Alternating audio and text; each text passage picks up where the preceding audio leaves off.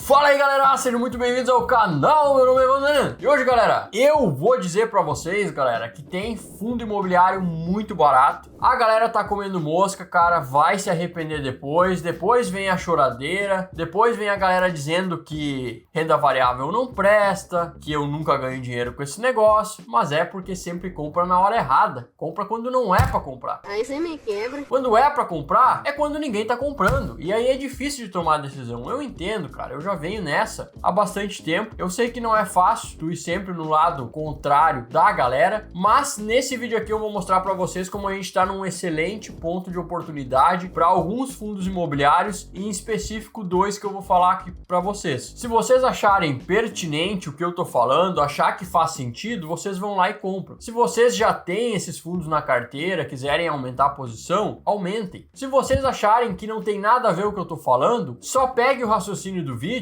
e não compre esses ativos, estudem outros. Tudo bem. Mas fato, galera, é que tá um baita momento pra gente comprar alguns fundos imobiliários, em específico essa classe que eu vou falar pra vocês. Então eu vou dar dois nomes pra vocês, não é nenhuma recomendação de compra ou de venda. Eu tenho os dois na carteira e eu aportei mais esse mês, vocês vão ver no vídeo da carteira do canal que eu aportei mais, e eu aqui nesse canal eu falo do que eu faço. Então é sobre isso que a gente vai falar no vídeo de hoje, galera. Espero que vocês curtam o vídeo. Se gostam desse tipo de conteúdo, aposentadoria através de investimentos, através da bolsa de valores, para que tu construa um patrimônio, para não depender mais de ninguém, renda passiva caindo na tua conta todos os meses, a tua aposentadoria, tu mesmo fazendo ela, além de aprender, nada melhor do que tu mesmo administrar o teu dinheiro sem depender de um patrimônio de terceiro, de um seguro, de uma previdência, nada disso, cara. É tu atingindo o teu número mágico, a ponto de que tu não precise mais fazer nada que tu não queira. Não, agora eu quero relaxar. Tá certo? Então é isso que eu ensino aqui no canal e eu faço também e mostro isso pra vocês. Certo? Então galera, curte o vídeo, se inscreve no canal, é isso aí. Vamos lá.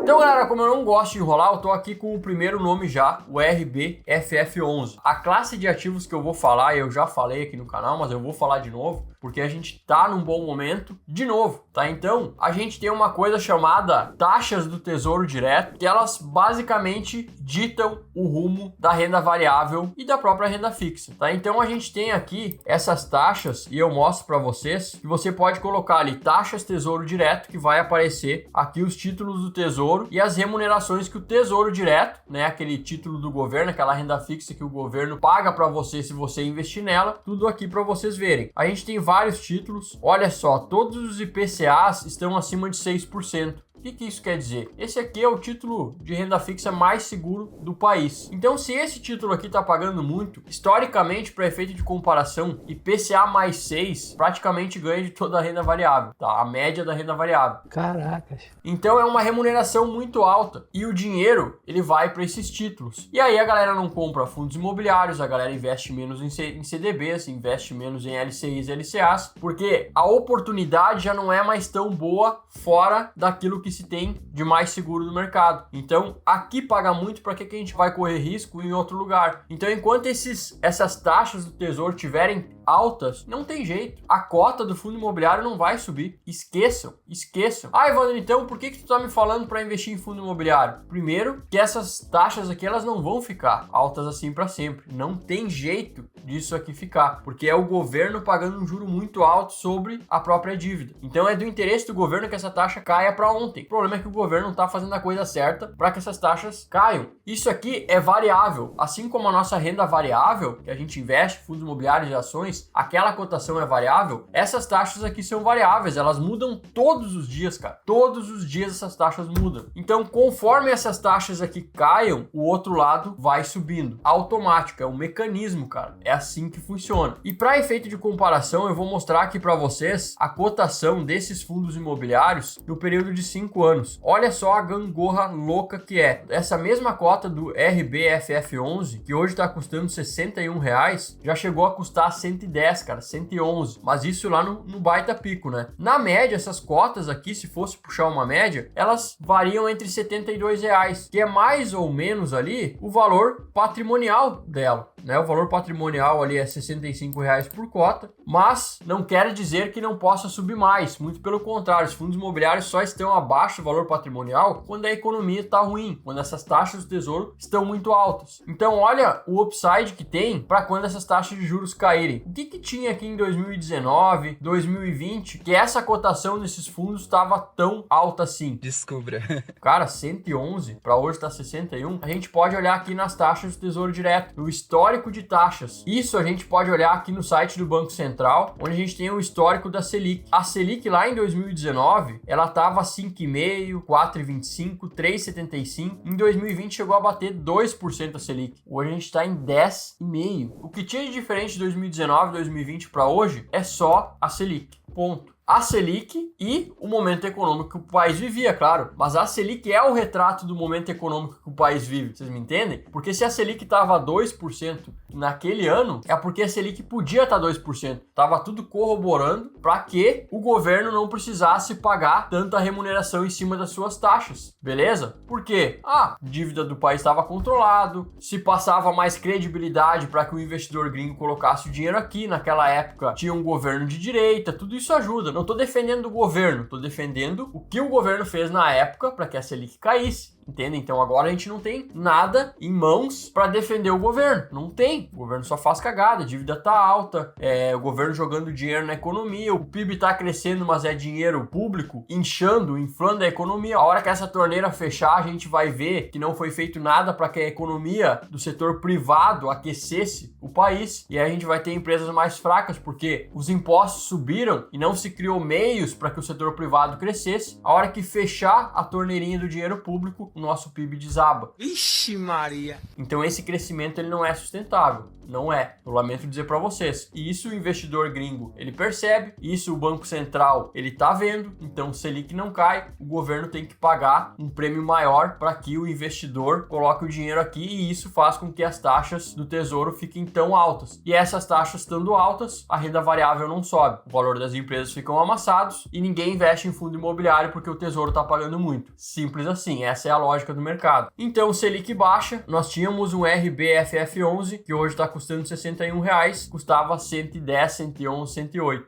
Então, baita momento aqui. Só que lá em 2019, galera, 2020, a gente pode puxar o histórico de rendimentos e ver que em 2019 ele não pagava um dividendo maior. Pelo contrário, pagava menos dividendo. Então a gente está comprando uma cota mais barata, praticamente pela metade do preço, numa época que paga mais dividendo. Porque lá em 2019, quando a cota estava R$ 111, estava pagando 41 centavos. Agora a cota a 61 está pagando 51 centavos. E aí, só não enxerga que isso é oportunidade quem é maluco. Então a gente tem um baita upside na cota que está abaixo do valor patrimonial, a gente está recebendo mais dividendo do que se recebia naquela época, a gente está comprando renda passiva mais barata. Vocês estão entendendo esse negócio? Ah, Evandro, é um fundo de fundos e tem taxa dupla. Eu sei que tem. Por que a galera fala que tem taxa dupla? Porque tem outros fundos dentro dessa carteira de fundos, beleza? Então é um fundo com outros fundos na carteira. Então aqueles fundos já tem taxa e esse fundo tem mais uma taxa. Mas vocês não acham que vale a pena isso? Pela diversificação que a gente tem fundo de CRI, de fundo imobiliário de papel, com dívidas na carteira, ruins, pagando 1% ao mês. E a gente tem um FOF com toda essa diversificação, pagando 10% ao ano. Então faço, na minha opinião, e aí deixem aqui nos comentários qual é a de vocês, mas para mim faz total sentido comprar um fundo desses hoje, nesse momento. É verdade. E a gente ainda tem mais um negócio que a gente pode ver aqui dentro dos FOFs, que é a questão do valor patrimonial dos outros fundos que estão dentro da carteira dos FOFs, tá? Então, a gente tem vários outros fundos imobiliários descontados, porque, como eu disse, as taxas do Tesouro Direto estão altas e todos os outros fundos estão amassados. E eu tô falando para vocês que tem um fundo com vários outros fundos dentro. Então, a gente tem um fundo com vários fundos descontados dentro desse fundo. E aí, a gente tem, dentro do relatório gerencial do RBFF11, o potencial de upside, que hoje tá 61 ali, aqui no momento que foi feito o relatório estava 60, e a gente tem um upside ali de até R$75 no RBFF11, sendo que os fundos imobiliários imobiliários que estão dentro da carteira do fundo são muito bons. BTLG11, RB, VA11, tem XPML, tem XPLG, tem o famosão MXRF11, tem VILG, então tem GARI11, tem vários bons fundos imobiliários aqui dentro. E o que me chamou bastante a atenção é que nesse FOF aqui, os FOFs eles costumam colocar muito fundo imobiliário de CRI para rentabilizar muito a carteira. E esse FOF aqui ele tá pagando um rendimento bem legal e só com 24% da carteira dele em CRI. Tem muito shopping e varejo e muito FII de logística. Quase 50% desse fundo é tijolo. Na verdade, mais que 50% desse fundo é tijolo, porque ainda tem FII de residencial, FII educacional e FII de escritórios. Então tem mais de 50% da carteira, só 24% é dívida. Então, entregando um bom rendimento desses,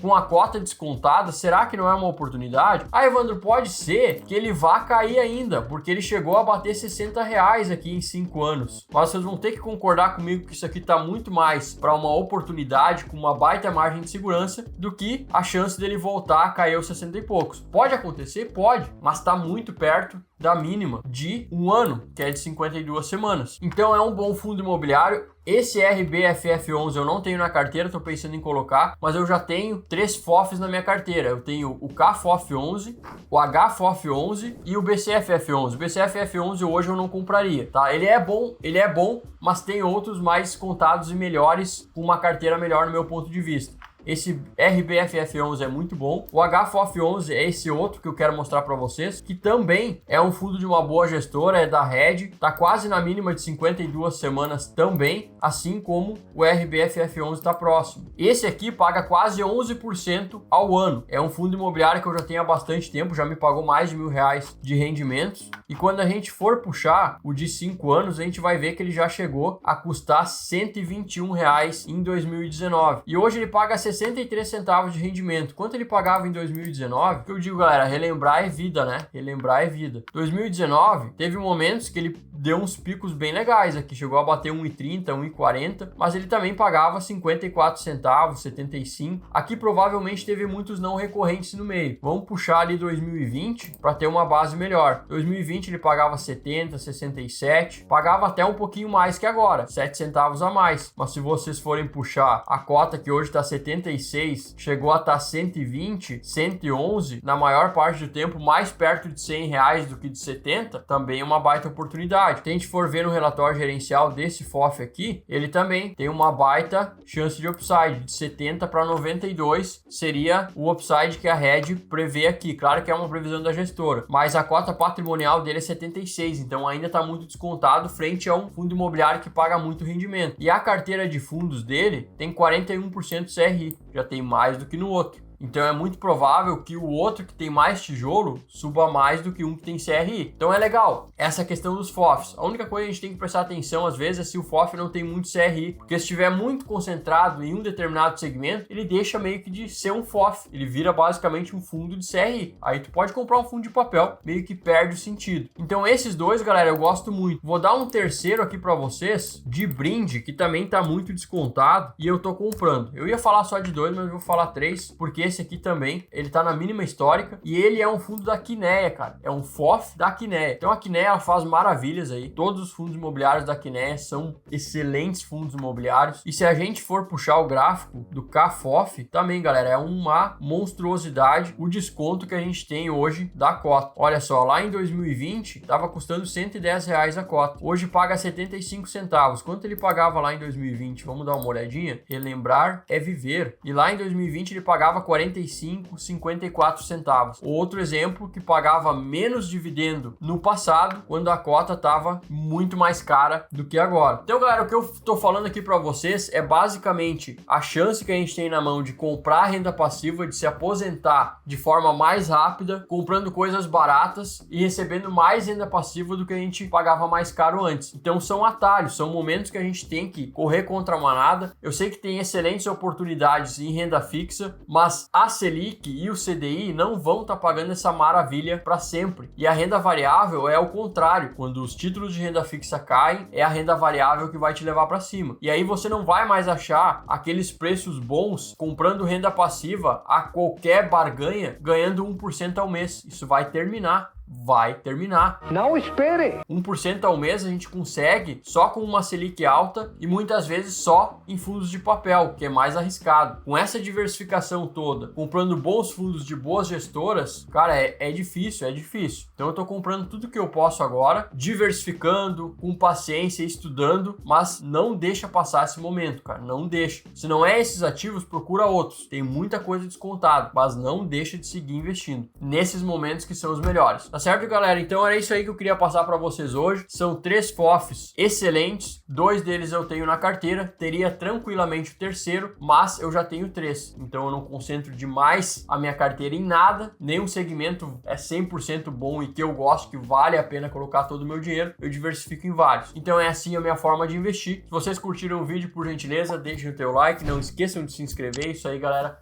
Aquele forte abraço sempre e valeu!